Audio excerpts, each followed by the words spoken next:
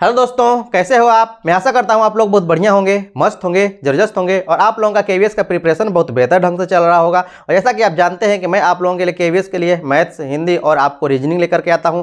आज मैं आप लोगों के लिए 2016 के एग्जाम में केवीएस में जो पूछा हुआ है मैथ्स और रीजनिंग के वैसे प्रश्नों को लेकर के आया हूँ। तो चलिए उन प्रश्नों का हम लोग एनालिसिस करते हैं और कम से कम समय में कैसे इन्हें बनाया जा सकता है उसके ट्रिक को हम लोग सीखते हैं। और यदि दोस्तों अभी तक चैनल को सब्सक्राइब नहीं किए हैं तो सब्सक्राइब कर लीजिएगा और उसे ऑल पर कर लीजिएगा ताकि सभी वीडियो का नोटिफिकेशन आप तक मिलता रहे। तो चलिए बिना विलंब के हम लोग प्रश्नों की ओर चलते हैं और उनका एनालिसिस करते हैं। अब देखिए दोस्तों, ये आपका क्वेश्चन है। इसमें आपको बताना है कि यदि इसको इस तरह से लिखा जाता है तो इसे हम लोग किस तरह से लिख सकते हैं, इनमें से कौन सा ऑप्शन है उसी को आपको चूज करना है। तो ध्यान दीजिए, इनके संबंध के रूप में आप देखिए कि इनका संबंध क्या है। तो यहाँ पर देखिए, यहाँ पर BDF है, यहाँ ACEG है। क्या संबंध बन रहा है, ध्यान से देखिए। A और C के बीच में क्या है, आपका B है। A और C के क्या बीच में है, B है। उसी तरह C और E के बीच में बात करें तो वो आपका D आएगा। उसी तरह से E और G के बीच में यदि बात करें तो F आएगा। तो यहाँ पर भी उसी संबंध को आपको लेकर के आना है। आप कैसे लेकर आइएगा, ध्यान दीजिए। अब यहाँ पर L और N के बीच में कौन सी आएगी डिजिट, ये आपका M हो जाएगा। ठीक है, आगे कौन सी आएगा वर्ड, यहाँ पर ध्यान दीजिए। यदि हम N और P के बारे में बात करें तो कौन सा आएगा, O आएगा। N और P के बीच में आपका O होता है और P और R के बीच में क्या होता है, Q होता है। तो इसका सही ऑप्शन कौन सा है, ऑप्शन नंबर D है और यही इसका सही आंसर हो जाएगा। मैं ऐसा करता हूँ कि इतनी कॉन्सेप्ट आपको समझ में आ रही है, इसमें कोई आपको तकलीफ नहीं है, तो अंत तक बने रहिएगा। तो चलिए हम लोग नेक्स्ट क्वेश्चन की ओर चलते हैं और देखते हैं उसमें कैसे प्रश्न है। अब देखिए दोस्तों, ये आपका क्वेश्चन है। इसमें आपको बताना है कि इसमें कितने त्रिभुजों की संख्या होगी, ये आपको बताना है। ये आपका एक तरह का वर्ग है और इस वर्ग में आपको बताना है कि कितने त्रिभुजों की संख्या होगी। तो इसमें त्रिभुजों की संख्या निकालने के लिए आपको कुछ नहीं करना है, बहुत ही आसान ट्रिक है। इसमें जो संख्या आपको त्रिभुजों की निकालनी है उसके लिए कुछ नहीं करना है। ध्यान दीजिए, इसमें कितने विकर्ण हैं, कितने विकर्ण, जितना विकर्ण हो उतना और गुना। इसमें जितने आपको फिलहाल दिख रहे हैं त्रिभुज, सिर्फ उतना से गुणा करा दीजिए। तो कितने दिख रहे हैं, 1 2 3 4 5 6 7 8 त्रिभुज दिख रहे हैं ना। तो इसमें कितने टोटल त्रिभुज होंगे, 16 त्रिभुज हो जाएंगे। और यदि यहीं पर आपको इस तरह से प्रश्न पूछ दिया होता है, इस तरह से आपका प्रश्न पूछा होता है और इसमें पूछता है कि इसमें कितने त्रिभुज है, कितने त्रिभुज है, तो आप इनको कैसे निकालिएगा। ठीक है ना, इसके लिए आपको कुछ नहीं करना है। इसमें यदि त्रिभुजों की संख्या निकालनी है तो उसके लिए आपको एक फॉर्मूला याद रखना है, n × n + 1 और बटा के 2 कर दीजिएगा। इसमें आपको त्रिभुजों की संख्या निकल जाएगी। n क्या है, यहाँ पर जो आपको है ना, जो त्रिभुज हैं उनकी संख्या है यहाँ पर। तो n का वैल्यू यहाँ पर कितने हैं, ध्यान दीजिए। यहाँ पर 3 2 5 है, तो 5 × 6 और बटा के आपका 2 कैंसिल हो जाएगा। अर्थात इसमें कितने त्रिभुज होंगे, 15 त्रिभुज होंगे। तो मैं आशा करता हूँ कि ये कॉन्सेप्ट आपको अच्छी तरह समझ में आ गई है, ये कॉन्सेप्ट आप याद रखेंगे। चलिए नेक्स्ट क्वेश्चन की ओर चलते हैं और देखते हैं कि कैसा क्वेश्चन है, उन्हें हम लोग कैसे बनाएंगे। तो इसका ऑप्शन नंबर B सही आंसर हो जाएगा। ठीक है, अब देखिए दोस्तों, ये आपका क्वेश्चन है। इसमें आपको लेटर बताना है कि इसमें से कौन सा इस खाली स्थान के जगह पर कौन सा लेटर आएगा। तो ऐसे प्रश्नों का आप कैसे बनाएंगे, इनके बीच में आपको संबंध देखना है। और संबंध कैसे बताइएगा, यहाँ पर देखिए A और D में क्या संबंध है, D और G में क्या संबंध है। तो यदि हम A में 3 जोड़ते हैं और D में भी यदि हम 3 जोड़ते हैं, तो ध्यान दीजिए A के बाद B C D 3 जोड़ेंगे तो D आएगा। उसी तरह D में यदि हम 3 जोड़ेंगे तो G आएगा। अर्थात यहाँ जो खाली स्थान है ना, उसमें भी हम लोग संबंध उसी तरह का देखेंगे कि यदि हम 3 जोड़ते हैं तो यहाँ पर F आना चाहिए और 3 जोड़े तो यहाँ पर I होना चाहिए, या फिर जैसा भी संबंध हो उस संबंध को आपको पता करना है। उसी तरह से यहाँ पर देखिए E में यदि हम लोग 3 जोड़ते हैं तो H आता है और H में यदि हम 3 जोड़ते हैं तो आपका K प्राप्त होता है। तो यहाँ पर यही फॉलो करें, क्योंकि हर जगह ये जब फॉलो कर रहा है ना तो यहाँ पर भी वही फॉलो करेगा और वही उसका आंसर होगा। तो यहाँ पर क्या होगा, कौन सा यहाँ पर लेटर होगा जो कि जोड़िएगा तो F प्राप्त होगा। तो यहाँ पर यदि हम C रखते हैं, वाट के स्थान पर यदि हम C रखते हैं और C में 3 जोड़ते हैं अर्थात 3 लेटर आगे वाला, तो कौन आएगा, D E F, F आ रहा है, अर्थात ये सही है। तो ऑप्शन नंबर C इसका सही आंसर हो जाएगा। मैं ऐसा करता हूं कि ये कॉन्सेप्ट आपको अच्छी तरह समझ में आ रही है। चलिए नेक्स्ट क्वेश्चन की ओर चलते हैं और उसको देखते हैं। अब देखिए दोस्तों, ये आपका क्वेश्चन है। यहाँ पर पूछ रहा है कि इस पैटर्न में रिक्त स्थान पर कौन सा डिजिट आएगा, ठीक है ना, अंक आएगा। यहाँ पर आपको बता रहा है कि कौन सा डिजिट आएगा, इसके बारे में आपको बताना है। ये पैटर्न आपको निकालना है। तो देखना है कौन सा पैटर्न सब में फॉलो हो रहा है, जो पैटर्न फॉलो होगा वही उसका आंसर होगा। तो यहाँ पर ध्यान दीजिए, यहाँ पर ध्यान दीजिए, पहले पैटर्न में आपको देखिए 4 36 और 9 है। तो यदि हम 9 और 4 को आपस में गुणा कराते हैं तो इस जो आपको लाइन वाली रेखा है आपको 36 प्राप्त हो जा रही है।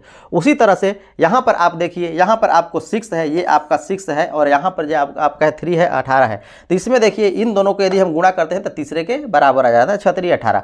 अर्थात यहाँ पर जो होगा ना, यहाँ पर जो होगा वो भी क्या होगा, इन दोनों के गुणा गुणा के बराबर होगा जब यहाँ पर होगा। तो यहाँ पर ध्यान दीजिए, यदि हम इससे गुणा कराते हैं तो कितना होता है, 48 होता है। यहाँ पर जो है ना वाट के स्थान पर आपका 48 आता है। तो क्या 48 सही है? क्या यह 48 सही है? ऑप्शन में है या नहीं है ही नहीं। तो 48 सही भी हो सकता है, नहीं भी हो सकता है, तो इसमें है ही नहीं, तो उस पर विचार ही नहीं करनी है। इसमें उसके अलावा भी हम लोग इसमें ऑप्शन चेक कर सकते हैं। देखिए 9 दूना के आ रहा है 18, उसी तरह से यहाँ पर जो है 36 और 3 आपका क्या आएगा, क्या यहाँ पर अंक आएगा। लेकिन यहाँ पर जो अंक आएगा उसमें यदि हम इसमें गुणा करते हैं तो इसके बराबर होना चाहिए, लेकिन वो अंक आने पर आपको गुणा करने में बराबर नहीं होगा। लेकिन यदि हम यहीं पर वाट की जगह पर 12 रख देते हैं तो 3 में 12 से गुणा कराइएगा तो आपका 36 हो जाएगा। 3 से गुणा कराइएगा तो आपको 36 हो जाएगा, ठीक है ना। मैं ऐसा करता हूँ कि इतनी बात आपको समझ में आ रही है। तो यहाँ पर 48 नहीं होगा, क्योंकि यहाँ पर भी क्या होना चाहिए, इनके गुणा के बराबर ये आपको हो रहा है। यदि हम यहाँ पर 48 रख देते ना, तो 48 में यदि हम 3 से गुणा भी कराते तो 36 के बराबर नहीं होता, तो वो गलत हो जाता, ठीक है। तो यहाँ पर क्या होना चाहिए, वाट के स्थान पर 12 होना चाहिए। 12 जौन सा ऑप्शन होगा वही उसका सही आंसर हो जाएगा। तो ऑप्शन नंबर बी इसका सही आंसर हो जाएगा। मैं ऐसा करता हूँ कि ये आपको बहुत ही आसानी समझ में आ गई है। आपको यही रिलेशन देखना है कि हर तरह से रिलेशन कौन सा इसमें सेम है, जो रिलेशन आपको इसमें लागू होगा वही उसका आंसर होगा। चलिए नेक्स्ट क्वेश्चन की ओर चलते हैं। अब देखिए दोस्तों, ये आपका बहुत ही महत्वपूर्ण क्वेश्चन है। ऐसा प्रश्न में आपको बार पूछाता है, बहुत ही आसान होता है। ऐसे प्रश्नों को आप कैसे बनाएंगे, यहाँ पर कह रहा है कि जो सीट है कोड इसको इतना लिखा जाता है, ठीक है ना, और एस्ट्रोम को ये लिखा जाता है, तो मास्टर को क्या लिखा जाएगा। अर्थात जो सीट है ना वो आपका 4, 3, 2 और 1 है, और जो आपका एस्ट्रोम है वो आपको 41, 67, 5 है। ये आपका 41 है, 67 है और आपको 5 है। तो मास्टर बताना है। तो मास्टर अर्थात एम के लिए क्या यूज हो रहा है, 5 यूज हो रहा है, तो 5 लिख लीजिए। ए के लिए क्या यूज हो रहा है, यहाँ पर ध्यान दीजिए, ए के लिए आपको 2 यूज हो रहा है, तो 2 रख लीजिए। एस के लिए क्या यूज हो रहा है, एस के लिए 4 यूज हो रहा है, तो 4 आप देख लीजिए। इसमें आप देखिए कि कौन सा इसमें मैच कर रहा है। इसके ज़्यादा जाने की कोई जरूरत नहीं है, 3 ठो निकाल लिए बहुत काफ़ी है इसके लिए, ठीक है ना। तो यहाँ देखिए 524 किसमें आ रहा है, 524 ध्यान दीजिए यहाँ पर आ रहा है, और ऑप्शन नंबर डी इसका सही आंसर हो जाएगा। मैं ऐसा करता हूँ कि ऐसे प्रश्नों को आप ऐसे ही बनाएंगे, ज़्यादा उसको पूरा का पूरा आप नहीं लिखने लगिएगा, नहीं तो टाइम सिर्फ नुकसान होगा। तो वैसे ऐसे प्रश्नों को आपको ऐसे ही करना है, सिर्फ 2 या 3 डिजिट तक देखना है। यदि 2 डिजिट तक न पकड़ में आए तो उसके अगले डिजिट आपको चेक कर लेना है, और उसे आप आसानी से बना सकते हैं, ठीक है ना। यहाँ पर तो 2 ही डिजिट तक पता चलता है, लेकिन किसी किसी प्रश्न में आपको तीसरा डिजिट तक आपको पता चलता है। तो चलिए नेक्स्ट क्वेश्चन की ओर चलते हैं और वहां देखते हैं कि वो कैसा प्रश्न है। अब देखिए दोस्तों, ये आपका क्वेश्चन है। इसमें पूछ रहा है कि कौन सा संख्या अन्य संख्याओं से भिन्न है, उस संख्या को आपको बताना है। तो यहाँ पर सभी संख्याओं को देखिए, ये क्या है आपको विषम संख्या, ये सभी की सभी विषम संख्या है। लेकिन 14 क्या है, एक आपको सम संख्या प्राप्त हो रही है, इवन नंबर प्राप्त हो रही है। तो ये क्या है, आपको इन सभी से क्या है, भिन्न है। तो ऑप्शन नंबर सी इसका सही आंसर हो जाएगा, ठीक है। चलिए अगले क्वेश्चन की ओर चलते हैं। अब देखिए दोस्तों, ये आपका यहाँ पर क्वेश्चन है, यदि अंधकार प्रकाश है तो ठंडा यहाँ पर क्या होगा। तो ध्यान से देखिए, ये अंधकार क्या है, प्रकाश का उल्टा है, तो ठंडा का उल्टा क्या होगा, गर्म होगा। तो ऑप्शन नंबर ए इसका सही आंसर हो जाएगा। चलिए नेक्स्ट क्वेश्चन की ओर चलते हैं। अब देखिए दोस्तों, सेम उसी तरह का क्वेश्चन है जैसे पिछली बार आपको पूछा गया था, ऐसा क्वेश्चन आपको बार बार पूछा जाता है। यहाँ पर कह रहा है कि यदि फायर को कोड इतना से लिखा जा सकता है, अर्थात फायर को यहाँ पर कोड लिखा जा रहा है 3542 से आपको लिखा जा रहा है। तो यहाँ पर आपको सोप का कोड भी आपको दिया हुआ है 1768, ये आपका 1768 है। तो आपको यहाँ पर पूछ रहा है कि प्रिपेयर का यहाँ पर क्या होगा। तो ध्यान दीजिए, यहाँ पर जो पी है, पी कितना है, 8 है, और यहाँ पर आर कितना है, 2 हो गया, आर 2 नहीं बल्कि 4 है। यहाँ पर ई कितना है, ई को देखिए 2 है। तो 842 कौन सा ऑप्शन है, 842 ऑप्शन नंबर आपका बी है, और यही इसका सही आंसर हो जाएगा। तो सिर्फ आपको 2 या 3 डिजिट तक आपको यहाँ पर निकालना है। यहाँ पर ध्यान दीजिए, यदि 2 डिजिट निकाल दे तो नहीं निकल पाता है, इसलिए 3 डिजिट आप हमेशा निकाल करके देखिए, और 3 डिजिट मैच यदि करता है जो, वही उसका सही आंसर होता है। चलिए नेक्स्ट क्वेश्चन की ओर चलते हैं और देखते हैं कैसा प्रश्न है। और यदि अभी तक चैनल को सब्सक्राइब नहीं किया तो सब्सक्राइब कर दीजिएगा और अंत तक वीडियो को देखिएगा, बहुत ही महत्वपूर्ण प्रश्नों करवाने वाला हूं।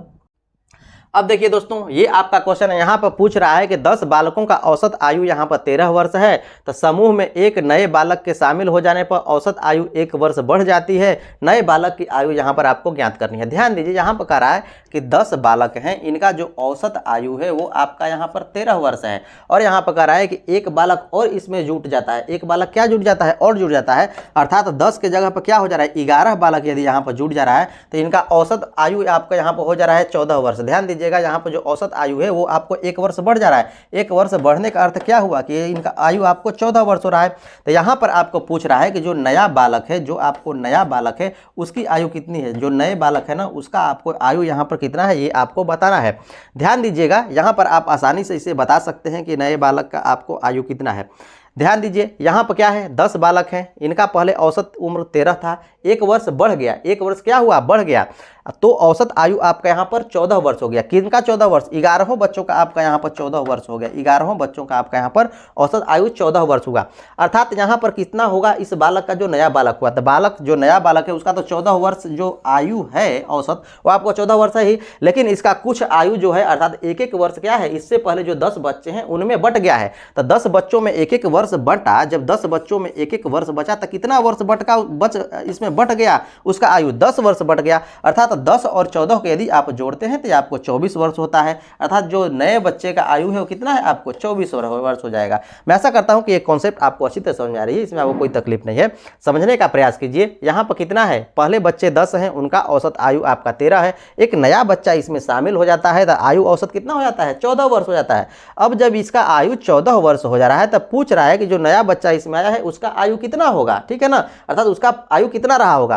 तो यहाँ पर जो बढ़ जा रहा है इसका आयु इन 10 बच्चों में, तो एक एक वर्ष बटेगा तभी उनका औसत आयु 1 वर्ष बढ़ा है। तो इसमें एक एक वर्ष जोड़िएगा तो कितने वर्ष जुटेगा, 10 वर्ष जुटेगा ना, 10 बच्चों में 10 वर्ष जुटेगा। और यहाँ पर इसका आयु हो जा रहा है, सभी का औसत आयु 14 वर्ष, 1 वर्ष बढ़ करके 13 से 14 हो जा रहा है। तो 14 वर्ष तो उसका वर्तमान आयु यहाँ पर है, लेकिन 10 वर्ष क्या है इसमें बट गया है। तो इस 10 को भी यदि इस 14 में आप जोड़ देते हैं तो कितना होता है, 24 वर्ष। और वही उस बच्चे का, नए बच्चे का आपको आयु होगा जो कि वर्तमान उसका आयु है। तो ऑप्शन नंबर सी इसका सही आंसर हो जाएगा। मैं ऐसा करता हूं कि आपको अच्छी तरह समझ में आ गई है। चलिए नेक्स्ट क्वेश्चन की ओर चलते हैं और देखते हैं कैसा प्रश्न है।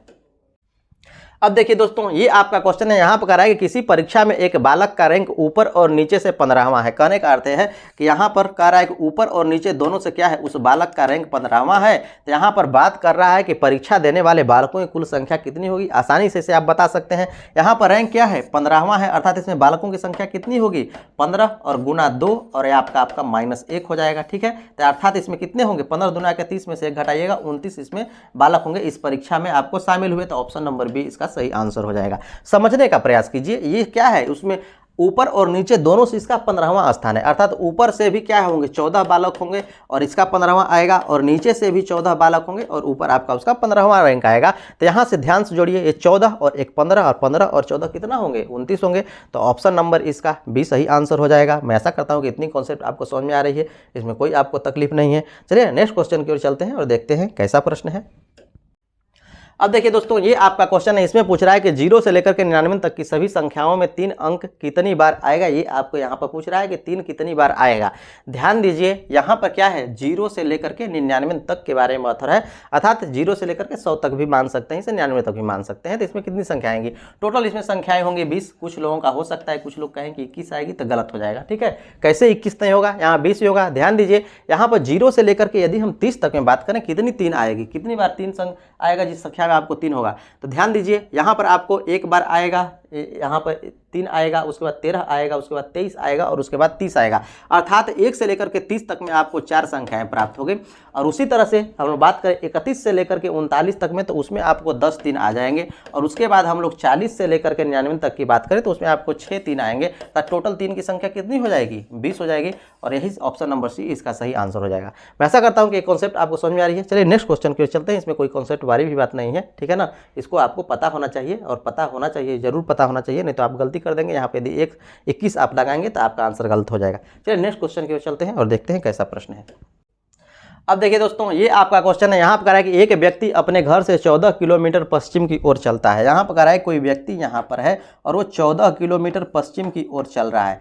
आगे इस प्रश्न में कह रहा है और चलकर दाएं मुड़ता है, और चलकर क्या करता है, दाएं मुड़ेगा, अर्थात इधर की ओर आपको दाएं की ओर मुड़ जा रहा है और दाएं मुड़ता है। फिर वह 14 किलोमीटर चलकर बाएं मुड़ता है। फिर वो क्या करता है, 14 किलोमीटर चल करके बाएं मुड़ता है, अर्थात 14 किलोमीटर यहाँ पर चलेगा और पुनः क्या करेगा, बाएं मुड़ जाएगा, अर्थात इधर की ओर मुड़ जाएगा यहाँ पर, ठीक है ना, बाएं मुड़ता है। और फिर 10 किलोमीटर आगे चलता है, 10 किलोमीटर क्या करता है, आगे चलता है। और यहाँ पर कह रहा है तत्पश्चात वह फिर बाएं मुड़ जाता है। फिर क्या करता है, बाएं मुड़ जाता है, फिर आपका यहाँ पर बाएं मुड़ जाता है और 14 किलोमीटर चलता है। पुनः क्या करता है, आपको 14 किलोमीटर चलता है। तो अब यहाँ पर पूछ रहा है कि अब वह अपने घर से कितनी दूर पर है और किस दिशा में है, ये आपको यहाँ पर बताना है कि किस दिशा में है और कितनी दूरी पर है। तो ध्यान दीजिए, यहाँ पर क्या है प्रश्न, यहाँ पर आपको सेम का सेम वही प्रश्न है। यहाँ से आपको इसका यहाँ पर घर था और यहाँ पर पुनः वो आ गया, ठीक है ना। यहाँ पर ध्यान दीजिएगा, ये 14 किलोमीटर है, ये भी 14 किलोमीटर है, इधर 10 किलोमीटर चला और इधर आपको 14 किलोमीटर आ गया। अब जब 14 ही किलोमीटर इधर से इधर आएगा, अर्थात वो अपने घर से सीधी दिशा में है, सीधी दिशा में जिधर वो चला था, अर्थात पश्चिम की ओर चला था, तो पश्चिम की ओर के ही दिशा में है। लेकिन कितना दिशा में है, ध्यान दीजिए, यहाँ से 14 किलोमीटर चला, उसके अलावा ये दूरी कितनी है, 10 है, अर्थात 10 किलोमीटर आपको इधर चला, अर्थात 24, यहाँ पर 10 और 14 कितना चला, 24 किलोमीटर चला, अर्थात 24 मीटर या 24 किलोमीटर जो भी है, ठीक है, 24 किलोमीटर है, 24 किलोमीटर है, तो 24 किलोमीटर चला, लेकिन किधर चला, पश्चिम की ओर चला, तो 24 किलोमीटर पश्चिम की ओर, ऑप्शन नंबर बी है और यही इसका सही आंसर हो जाएगा। मैं आशा करता हूं कि ये कॉन्सेप्ट आपको समझ में आ रही है, इसमें आपको कोई तकलीफ नहीं है। यहाँ से चलना शुरू किया, 14 किलोमीटर चला पश्चिम की ओर, पुनः वो मुड़ गया, पुनः यहाँ से मुड़ा 10 किलोमीटर, पुनः आपको आया इधर की ओर और यहाँ पर आपको 14 किलोमीटर, तो 14 और यहाँ पर 10 और 14 पहले से था तो 24 किलोमीटर, लेकिन यहाँ से पश्चिम की ओर चल रहा है तो ये भी क्या है, यहाँ से आपको पश्चिम की ओर ही है, तो यहाँ पर 24 किलोमीटर पश्चिम की ओर, ऑप्शन नंबर बी और यही इसका सही आंसर हो जाएगा। चलिए नेक्स्ट क्वेश्चन की ओर चलते हैं और देखते हैं कैसा प्रश्न है। अब देखिए दोस्तों, ये आपका क्वेश्चन यहाँ पर है कि यदि कूट भाषा में इसको ये लिखा जाता है, ठीक है ना, DOG को यहाँ पर लिखा जाता है, ये तो यहाँ पर कह रहा है कि WOLF वोल्फ को आपको क्या लिखा जाएगा, ये आपको यहाँ पर बताना है। तो ध्यान से देखिए, यहाँ पर इनके संबंध के बारे में आप पता कीजिए कि इनमें संबंध क्या है। तो यहाँ पर संबंध देखिए, ये D है, यहाँ पर ये आपको O है और G है, तो D से पहले क्या आता है, C आता है और D के बाद क्या आता है, E आता है, अर्थात यहाँ पर आपका C है और यहाँ पर आया है E। और उसी तरह से O के बारे में यदि हम बात करें तो O से पहले क्या आएगा, N आएगा, ठीक है ना, यहाँ पर N आएगा और O के बाद क्या आता है, आपका P आता है। उसी तरह से यदि हम G के बारे में बात करें तो G से पहले क्या आता है, F आता है और G से बाद क्या आता है, आपका H आता है। उसी तरह से इसको भी आपको उसमें अरेंज करना है और जो आएगा वही उसका सही आंसर होगा। तो यहाँ पर ध्यान दीजिए, यहाँ पर W से पहले की यदि हम बात करें और W के बाद में बात करें तो W से पहले क्या आता है, V आता है और W के बाद में क्या आएगा, आपको X आएगा। उसी तरह से यदि हम O के बारे में बात करें तो O से पहले क्या आएगा, आपका O से पहले आपका N आएगा और उसके बाद क्या आएगा, P आएगा। तो यहाँ पर आपको कौन सा ऑप्शन है जो आपको यहाँ पर ये संतुष्ट करा है, VXNP कौन सा ऑप्शन है, ऑप्शन नंबर ए है और यही इसका सही आंसर हो जाएगा। मैं आशा करता हूं कि ऐसे प्रश्नों को आप ऐसे ही बनाएंगे और बहुत ही आसानी से आप इसे बना सकते हैं। तो इसमें सिर्फ आपको संबंध खोजना है कि संबंध है क्या। यदि आप इनके संबंध के बारे में पता कर लिए तो आसानी से इन प्रश्नों को आप बना सकते हैं। तो चलिए नेक्स्ट क्वेश्चन की ओर चलते हैं और देखते हैं कि कैसा प्रश्न है। अब देखिए दोस्तों, ये आपका क्वेश्चन है, यहाँ पर कह रहा है कि निम्नलिखित में से कौन सी संख्या अन्य श्रेणी से भिन्न है, अर्थात अन्य संख्याओं से भिन्न है। इसमें आपको बताना है कि कौन सी संख्या आपको भिन्न है। यहाँ पर ध्यान दीजिए, 19 है, 13 है, 27 है, 37 है और 17 है। ये सभी की सभी आपको अभाज्य संख्या है, लेकिन यहाँ पर 27 क्या है, एक भाज्य संख्या है। ये आपकी एक भाज्य संख्या है, तो ये क्या है, सबसे भिन्न है। तो 27 कौन सा ऑप्शन है, ऑप्शन नंबर ए है और यही इसका सही आंसर हो जाएगा। मैं आशा करता हूँ कि आज का सेशन आप लोगों को बहुत बढ़िया लगा होगा। यदि बढ़िया लगा है तो लाइक से सब्सक्राइब जरूर कर दीजिएगा और इसी तरह से इस चैनल में बने रहिएगा। आज के लिए इतना ही, देखने के लिए धन्यवाद। मिलते हैं हम लोग इसी तरह के नेक्स्ट इंटरेस्टिंग वीडियो में।